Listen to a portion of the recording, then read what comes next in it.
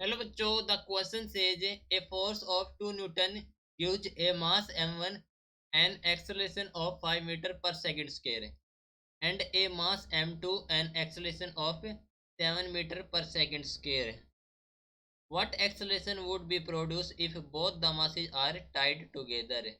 तो क्वेश्चन में दिया गया है एक force of 2 newton gives a mass of m1 और acceleration of 5 metre per second square and एक मास m2 और gives an acceleration of 7 metre per second square है. तो एक्सेलरेशन वुड बी प्रोड्यूस क्या होगा if both of the mass is tied together. So इस question के लिए हमारा की कॉन्सेप्ट यूज हो रहा है, that is Newton second law. Newton second law जो कि given as F is equal to M A. ठीक है, तो मास कैलकुलेट करेंगे एंड यहाँ से फोर्स दे रखा हमारे पास 2 न्यूटन, तो एक्सेलरेशन को फाइंड आउट करेंगे जो कि प्रोड्यूस हो रहा है. तो सबसे पहले देखो, for mass m1, for mass m1 तो F हो जाएगा हमारे पास m1 a1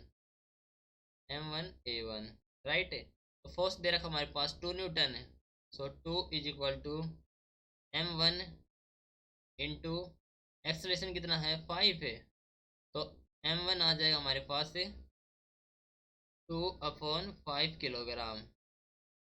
okay, for mass m2 के लिए कैलकुलेट करेंगे, for mass m2 so F is equal to m2a2. ठीक है, तो फोर्स हमारे पास है 2 newton is equal to m2 into acceleration है 7, तो m2 यहाँ से आ जाएगा हमारे पास 2/7 kilogram. Right. So if tied together both of the mass is tied together, तो if tied together then total mass कितना हो जाएगा,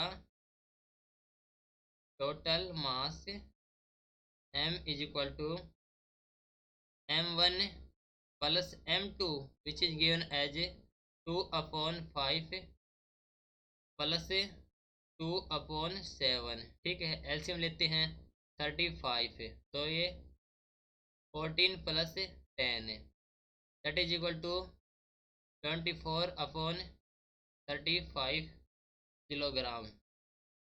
राइट. नाउ कैलकुलेट करेंगे फोर्स से, तो F is equal to m total upon a total. ठीक है, तो AT की वैल्यू आ जाएगी हमारे पास F upon mt which is given as F is 2/mt is 24/35 that is equal to 2 into 35/24 which is given as 35/12. Right. तो calculate करेंगे 25/12, sorry 35/12. 35/12 is given as 2.9 approx में. Right, that is the acceleration in metre per second square. Right, तो acceleration हो जाएगा हमारे पास 2.9 metre per second square. Right. Hope you understood it well. Best of luck. Thank you.